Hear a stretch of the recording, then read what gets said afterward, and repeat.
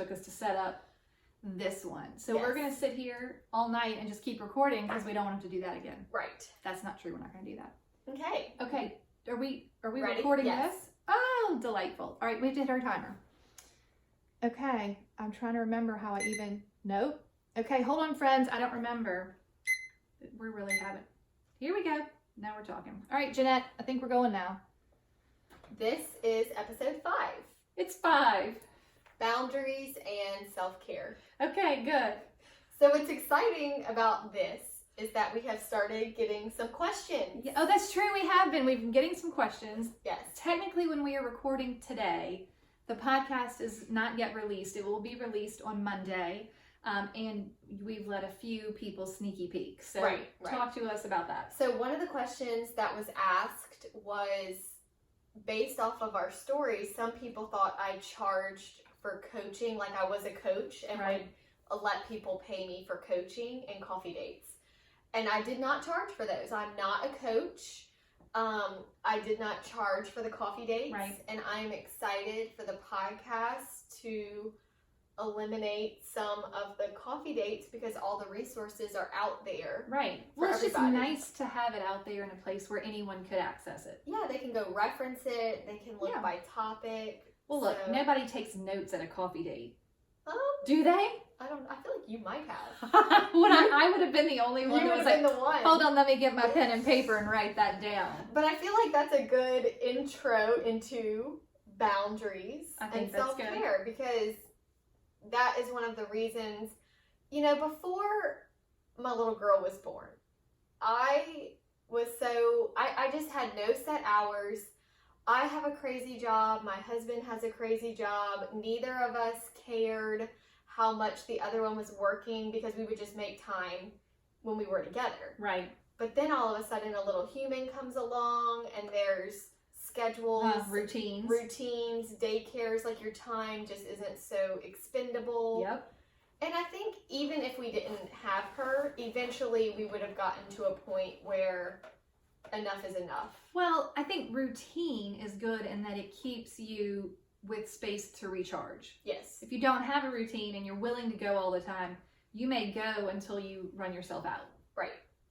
And so one of the things we talked about when we were planning this episode was so many people get into real estate to make their own schedule Ah, yes. and to be their own boss. That delightful realtor myth, which is totally true. You can make your own schedule. It just depends how much money you want to make. And my favorite meme that was, yes, realtors make their own schedule. They can work any 50 hours of the week they want. Exactly. Or 80 or fill Whatever. in the blank. But Yes. it's not 40, friends. No, It's not. not to make the career type money. You Mhm. know, if it's a side hustle or Right.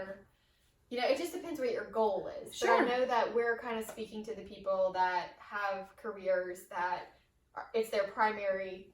Well, look, let's be fair. I don't think anyone gets into real estate thinking it's not going to be their full-time gig in the end or isn't. I mean, maybe there are some people who are like, I only want this to be on the side. But I think the audience in general wants to always make more money, even if they Yeah. don't want to spend more time on it. Right. Okay. I agree with that. So tell us about your schedule. What is it now? Okay, so now I think obviously every week is different and it depends on the client load. And one thing to keep in mind is that we are so seasonal. Right. It's not like we are the same year round. Right. We have busier months, we have slower months, and so when the getting's good, you got to just get do it. it. Yeah, you just have to do it. You just have to make it work. And so I don't give myself a hard time when I have a heavy client load because I know in a few months that may not be there. Okay, this brings up an interesting question that I didn't previously think about. As you are in the business longer and longer, your client load should, in theory, get heavier and heavier. At some point, it may not naturally ebb as much as it did in the first 5 to 7 years. But Yes. you may find that there's a point when you have to actively put in those downtime periods. Yes. Do you think that's possible? Or like, does your client load keep getting more every year? Or you're kind of... I have gotten better about qualifying my clients. That's good. So And knowing where to put my energy. okay. So when I was new, I was just working every person that ever talked to me about real estate like they needed to buy a house this week. Right. I was just staying on top of it all. Right. And then as you get busier, yes, like my pipeline is extremely long, but I'm appropriately communicating. I know who is a year out. Okay. Or who is 3 months out. Right. So you're dividing your database more by their needs. Yes. Over time. So that I can give the fullest attention to the people that are ready now. Hot. Yes. Hot leads. Exactly. Okay. That makes sense. So then you're just not spinning your wheels on people who are a year out. Right. Okay. I like it.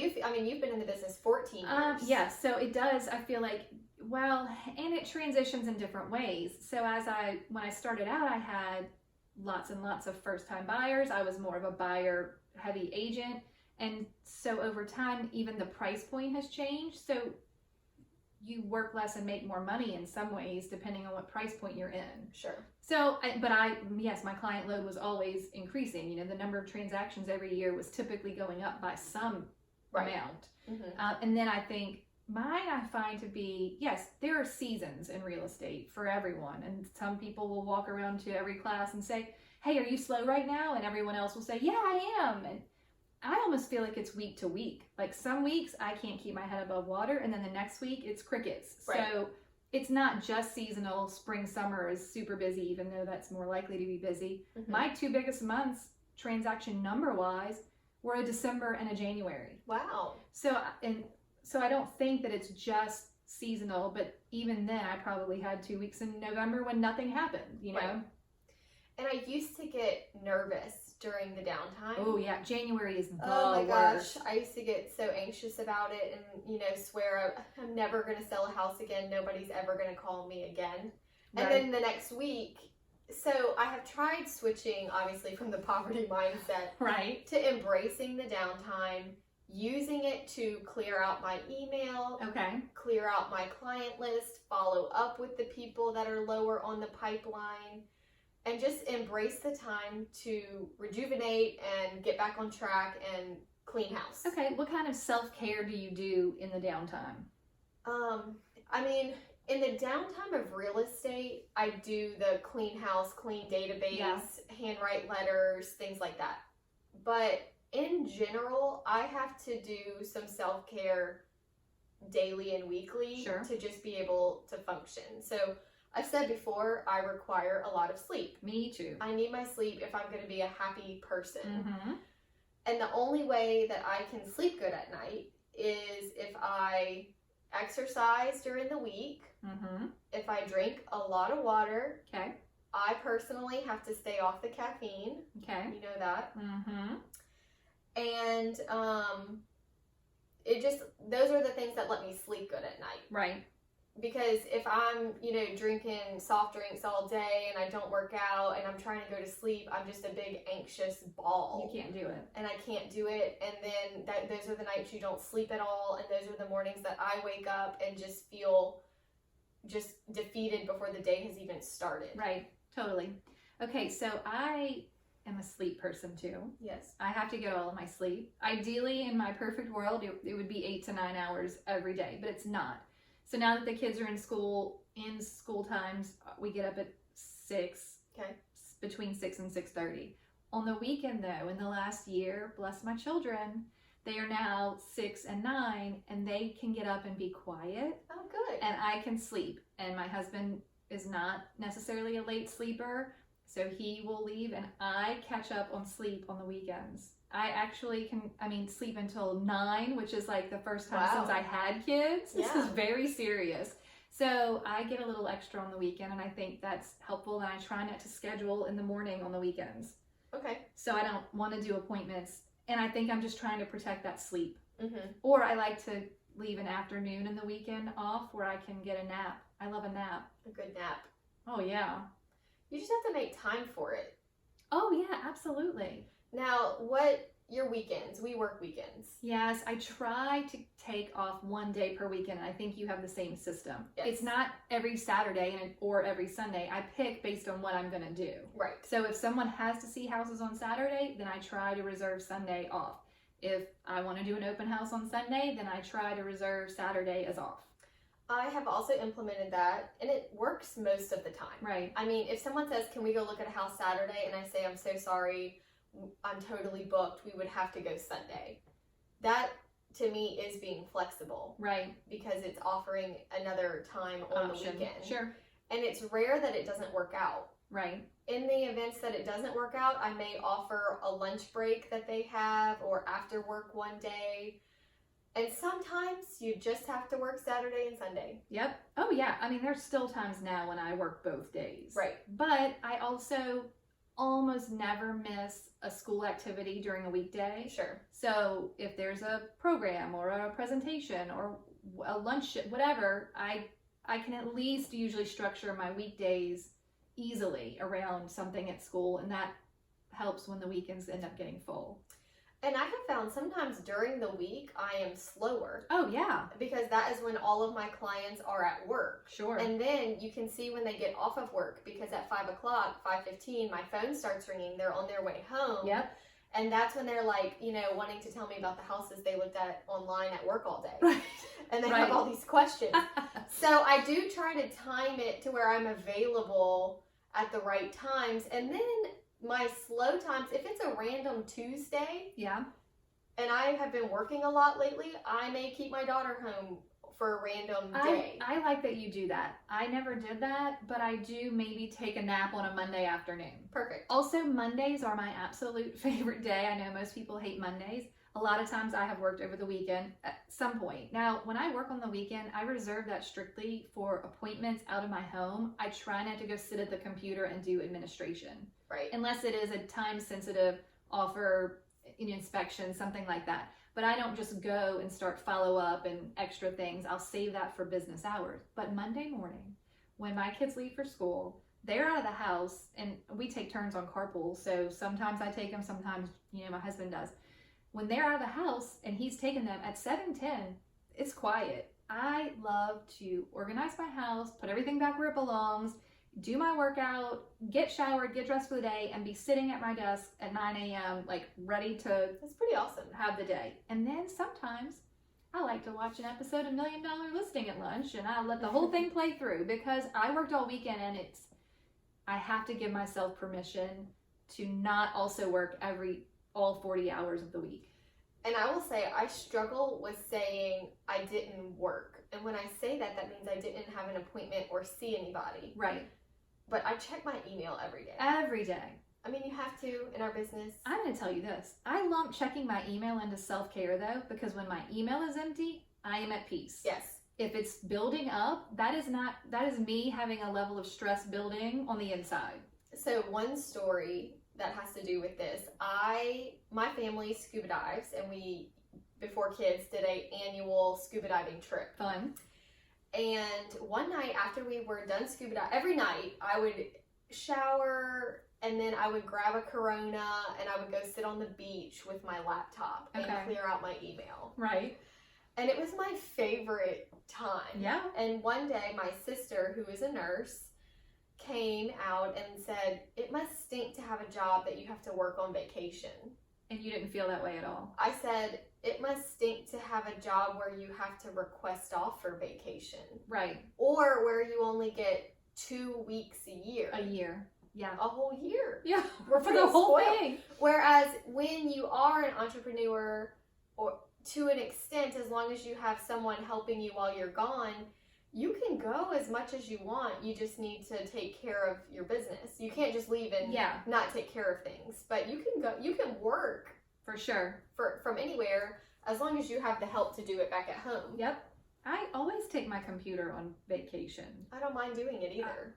And look, as soon as you leave town, you get the offers anyway. That's those listings that have just been sitting. I just did my vacation at the beginning of August, and 2 offers in while I was gone for 3 days. It wasn't even that long. And I think that can play a little bit off of mindset. For sure. Because if I'm sitting there annoyed that I just got an offer while I'm on vacation, well, that's my problem. For sure. That's a mindset problem where I should be grateful and thankful. That's a paid vacation, technically. Oh, I'm so excited when I get one on vacation. I know. I mean, that's the best thing that could happen. Mm-hmm. I think self-care, it's nice to build it in throughout?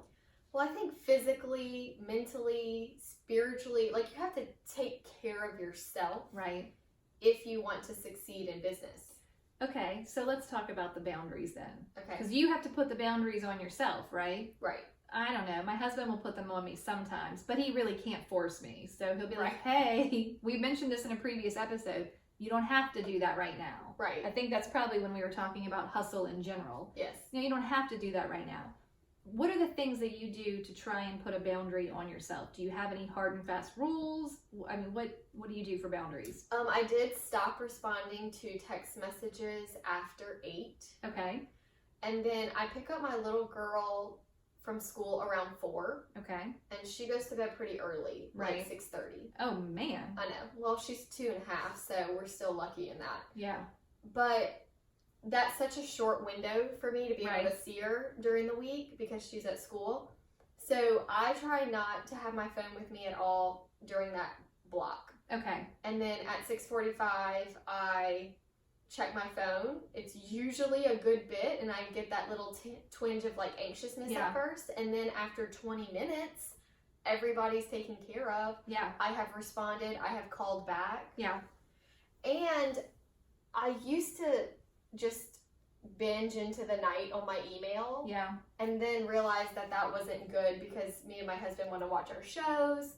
So I was like, this has to stop. What am I doing all day? I need to keep up with my email, Okay. regularly. I can't just binge at night. Sure. By the time I get home, I will not put it this way, I won't walk into daycare to pick up Haven until my email is handled. Okay. Sometimes I am in the parking lot of her school for 30 minutes. Speeding through email. Speeding through emails because it allows me to confidently go in and pick her up knowing I did my job, everything is handled. If anybody needs something, it's totally fine to have a 3-hour wait period. For sure, especially if it's after 5. I say this all the time, we are not emergency room doctors. Yeah, you don't need it right No one now. is going to die. No. No one has gone into labor and needs me. Right. So 3 to 4 hours, even 5 hours is a perfectly acceptable time to wait. My favorite lender has that same system. She has 2 little ones, Okay. like, babies in daycare. And she does the same. She picks them up somewhere between 3 and 4, but, before 5, Sure. because they go to bed like by 7, and she spends that block where she's not responding. But when they go to bed at 7, she has, an hour or so there where she's taking care of all the stuff that happened Yeah. in that time frame. And I think that realtors have to be better about looking at their day-to-day in a non-traditional manner. Right. You can't expect yourself to work 8 to 5 and work 5 to 10. No. Like, you need to say, okay, well, then I'm going to work. I don't work typically before 9. Like, even though my kids are out of the house at 7 a.m., I'm not doing early morning appointments. I have to do the things I need to do before 9 so that I don't feel like all I'm doing is working. Right. So, I'm working from 9 to 3. I like the kids to get home before 4 if they can. And then I would like to get better at that time frame, but mine are going to sleep, 8:30. So Yeah, that's different. it's a little tougher, but I still, it's nice to break it up. And then the scheduled text is where it's at. On my phone, I can get a text at 10 p.m. and if I don't respond, right, I'm going to forget about it. Texting is the worst and the best because it's easy. You don't have to have a long conversation. You can get things done. But it's not like having an email in my inbox. If a text comes in and I don't respond immediately, I'm going to lose it. And I've gotten in the habit lately where I have to go back through in the morning. But I like a scheduled text. I just, it's 10 o'clock at night. You're asking me something non-urgent, which it all is.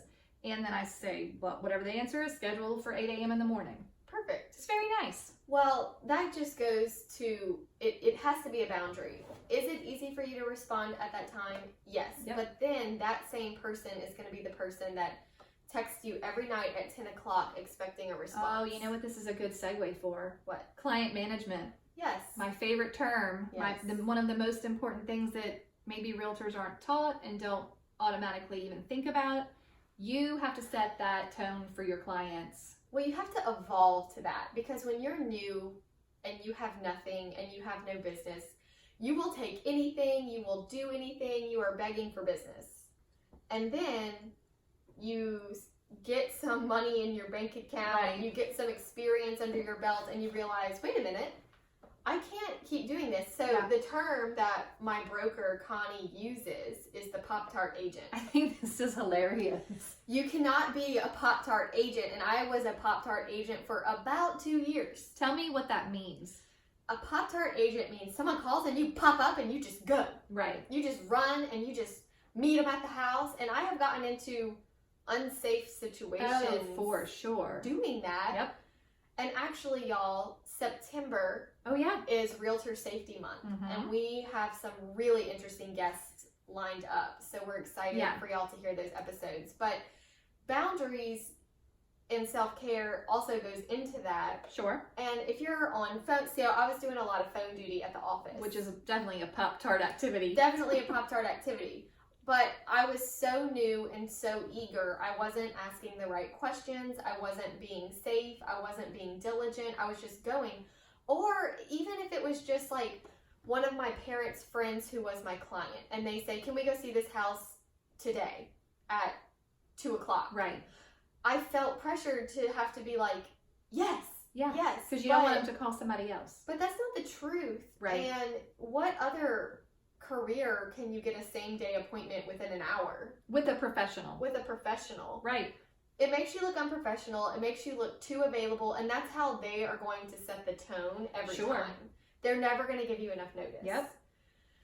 And so just asking the right questions in order to do that. And even with showings, I mean, if it's seller occupied, I don't want to be that realtor that requests an appointment and gives sellers 30 minutes to get out of their house, grab the dog, make the beds, bake the cookies, light the can. I Right. mean, people put a lot of effort into selling their house, and you need to be professional in giving some notice. Sure. Remove the dogs. Get the babies. You know, that is definitely where you need to teach your clients what boundaries they should have with the rest of the process. Right. You cannot ask that of a seller, because you turn around and you're the seller and you're going to realize how miserable that is for Mhm. someone to contact you 15 minutes before Yes. and you're not prepared. Yeah, I agree. I think that that's part of client management, and it's part of setting boundaries in the process. And I think that would come too when you start a relationship. You have to set the right tone. And it goes back to education. Yeah. Your clients don't know. If they call and want to see a house in an hour and you meet them there, that is how it's going to go every time they want to see a house. Oh, yeah. But if you educate them and explain that we have to schedule an appointment, is the house vacant, is it occupied, you may have an appointment. Yeah. What if you have a personal appointment? Like, what if they want to go see a house during a time that you have your hair appointment? Right. So I use my calendar for my personal appointments and for my professional appointments. And if somebody wants to go see a house the next day and I've got a haircut, I will just say to them, I can't go at 10 o'clock. I have an appointment. They don't need to know it was the school play No. or my haircut or Right. a lunch with a friend. I get to set that, and I have to be okay with that. And I started that very early on. And it's one of the good behaviors I have on boundaries, because you can't just drop what you were supposed to be doing Sure. for someone else to, ask you last minute to do something. Agreed. I think that's okay. Yeah. Do you do that too, huh?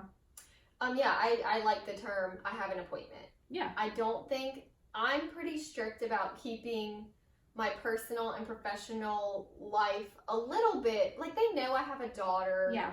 and things like that, but I just feel like I do want to be a professional, and there doesn't have to be, I don't have to be a totally open book. Right. So I feel so weird and uncomfortable when my kids have to accompany me to, especially during the summer. There's sometimes when they're with me and we have to go run and open the door for an AC person or whatever. I feel so unprofessional and it makes me crazy. And my clients are always so wonderful, and they don't care, and no one cares. Right. I mean, they don't care. No. But I am so focused on being professional that I don't want to do it. I have one situation where someone cared. Oh. What did they say? They were a young couple, but they were, not really, they had been married, but they just weren't at a phase of life where they were ready for family. And I showed up with Haven as a baby who all she did was sleep. It was totally fine. I knew she wasn't going to be disruptive. But they literally like made a face and then said, "Oh, you brought the baby." Not your typical, "Oh, the baby." It was just, they were disgusted. And I was like, okay, daycare, it's time. That's when you started daycare? I was on hold. How old was she at this point? So I had daycare reserved for 12 weeks. Okay. And then I was like, wait, I'm not ready. Yeah. So I paused it. Okay. And then 2 weeks later, I was like, okay, I'm ready. So she was like 14 weeks. Yes. That's a pretty long maternity leave. Yeah. I mean, that's tough.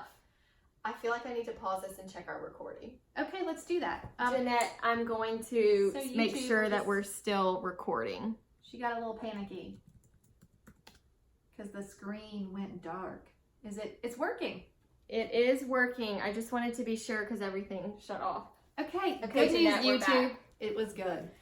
So I knew I was ready for daycare when that started happening, and I was relying on family so much. But before I went on maternity leave, I shared a house 2 weeks after I had her. I went on a listing appointment 2 weeks after.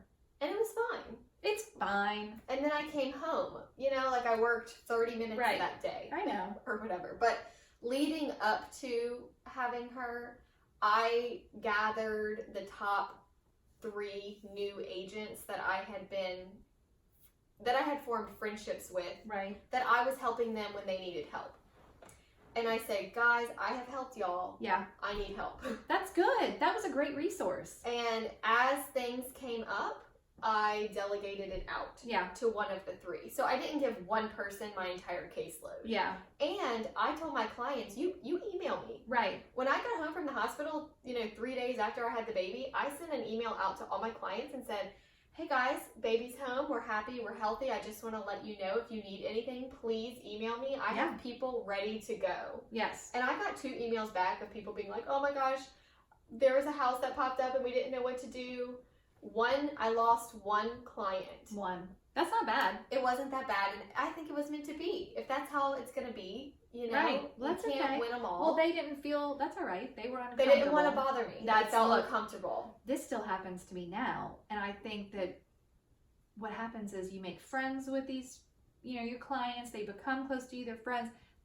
They're on your Facebook, so they see what you're doing personally, and they'll be like, oh, well, we thought you were too busy with the baby, or we didn't want to bother you. But I have to say, leading up to having Haven, because I was not natural mom excited. Like, I was thinking this might be the end of my career. And I had a lot of anxiety about it because I was so career driven. Right. And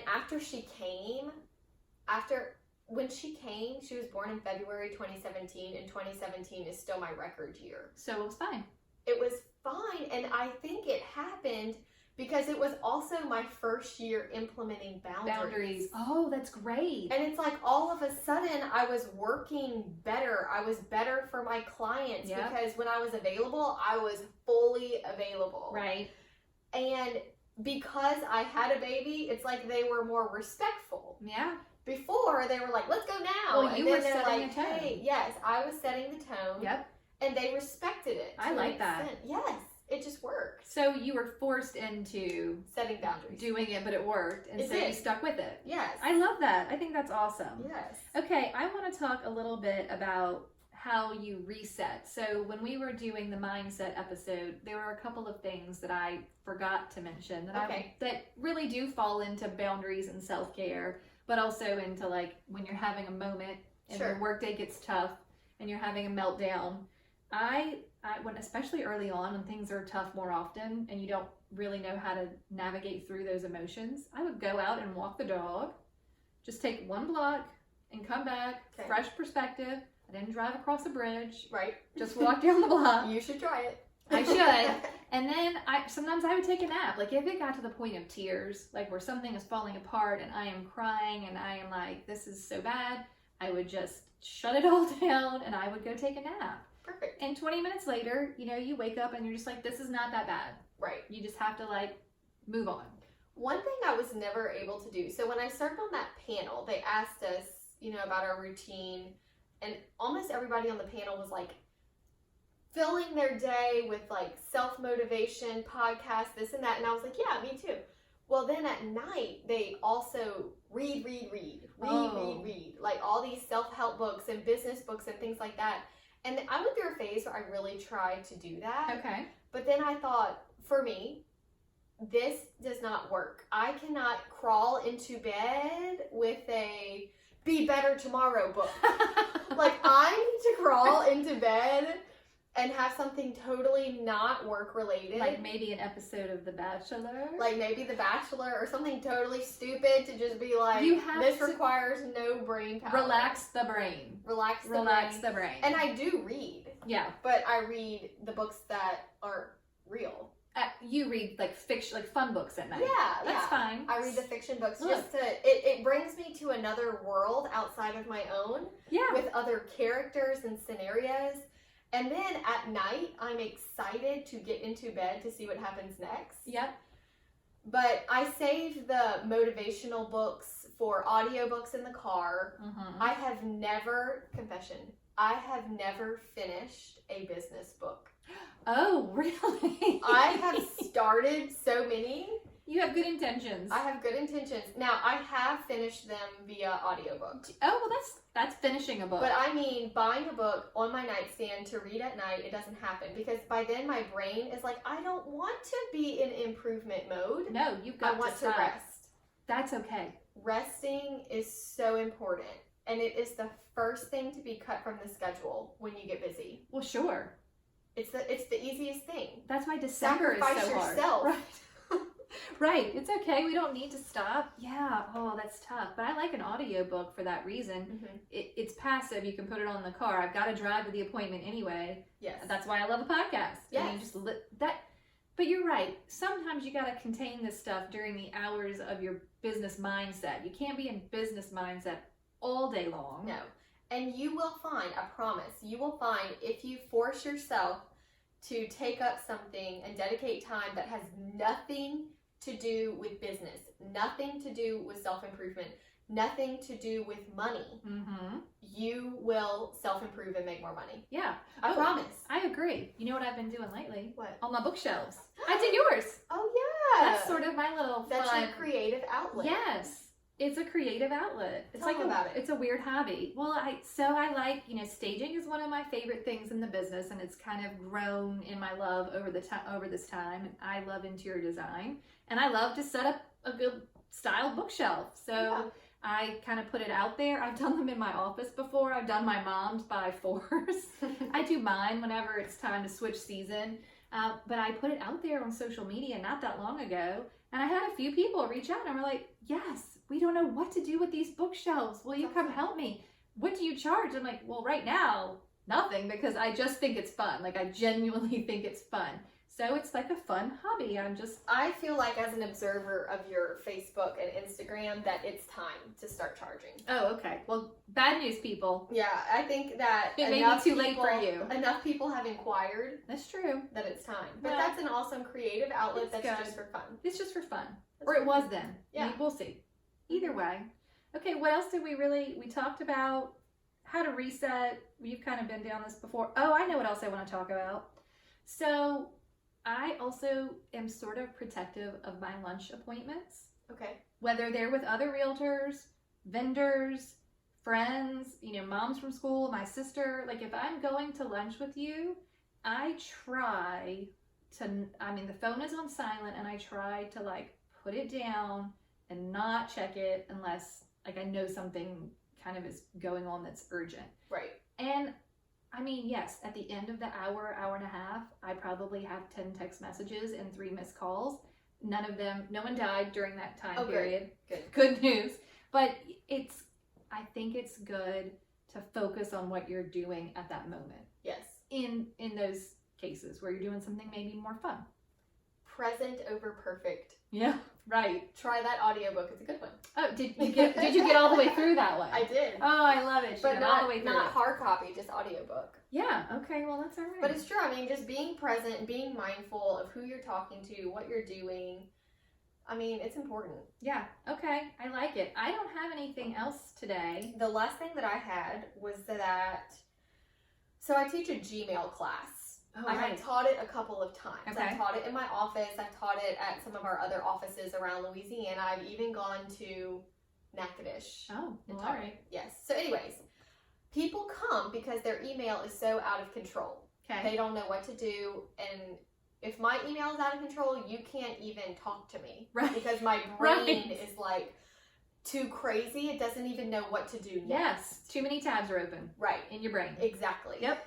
So people come to my Gmail class and then they are surprised because the first thing I ask is, what does your refrigerator at home look like? What does your closet look like? And you can see the faces just like, wait a minute, I'm not here to I'm confused. be organized. I'm here to get my email under control, but it's all the same problem. Right. If your mindset is so crazy Yep. that you can't even know where your favorite shirt is and your refrigerator is full of expired things and you open it and it's just cluttered to the max, all your refrigerator, your closet, and your email are all really good indications of what's going on inside your brain. Yeah, that's true. It is true. And I know when my closet gets messy, I have to hurry and schedule a time to get it back under control.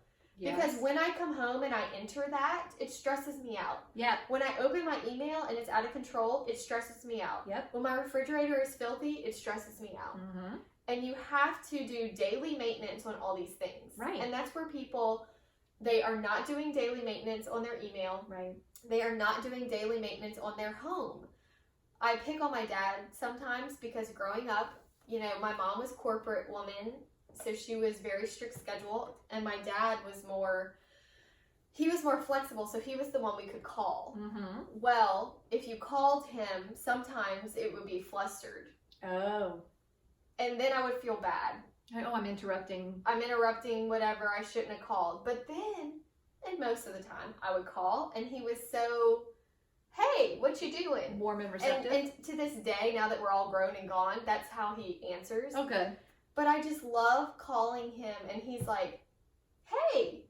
Right. And it doesn't sound like, you know, you call those people, Yes. and they're like, oh my gosh, this, and you're, you know, after 5 seconds, have their stress on Right. you. Yeah. And I just think it's so important that we can figure out the source Yes. of that. Okay. The reduction of stress is probably the number one self-care thing you should be doing. Yes. For sure. And the problem that people have is that when they come to my Gmail class, it is so out of control that to get back to a good place could take a full month Right. of daily discipline, Mm-hmm. and they can't do it. It's a big commitment. It is a big commitment. I mean, I'm talking 30 minutes a day, just throwing away a couple things in your fridge, donating a couple things in your closet, organizing a couple things, unsubscribing an email, deleting email. It's just daily things that you have to do constantly. Yeah. You got to put the work in. But people get so far gone. Then you just feel like, oh, throw your hands in the air. Yeah, and then Yep. those same people, I fuss at them in the Gmail class. Right. Because they are also like, I can't grow my business. I'm like, until you can clear out your email, you have no right to even ask for more. Fair. People are constantly asking for more business, but what are you doing with the business that you already have? Yeah. Are you up to date? Well, when you take good care of the business you currently have, that's when the referral stream really happens. Yes. Because you're getting things done effectively. Your current clients are seeing that, and they feel confident in referring you to people they know. Yes. So instead of going to find the secret lead source, just do right by the people who are already using you. I got a new client one time that was another realtor's client. Uh-huh. And they called me and they said, Alissa, we're looking for a new realtor. We were working with someone. We want to let you know that. And I said, no problem. I said, do you mind me asking why you no longer are working with that realtor? Because I think that's very telling. Right. I may not want you. Right. What are you going client. to expect of me? Right. I might need a boundary here. What are my expectations? And they said, Alissa, when they were showing us houses, we saw her phone when she was opening up the lockbox. Uh-huh. And it said like 72 voicemails. and it was a 6-digit red number on her email. And me and my wife looked at each other and said, if we want to reach her, she's not available. She is just so behind. And that hurt her. And people love to tell me, oh, no, that's just this account. That's my personal account. Well, get your personal life together also. Get your mind right. People think you can be successful in business and then your house is the hot mess express. You can't compartmentalize it and not have stress. Right. And so people leave my Gmail class. Oh gosh. Cleaning out their refrigerators. I have some ladies in our other office that have sent me progress on their closet. Love it.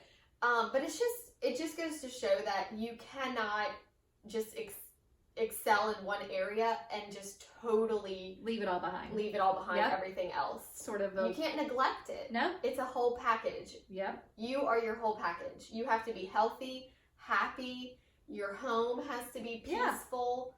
Yeah. It's the whole thing. Yes. And it all requires daily maintenance. I think that's awesome. That's good. That was good. Yeah.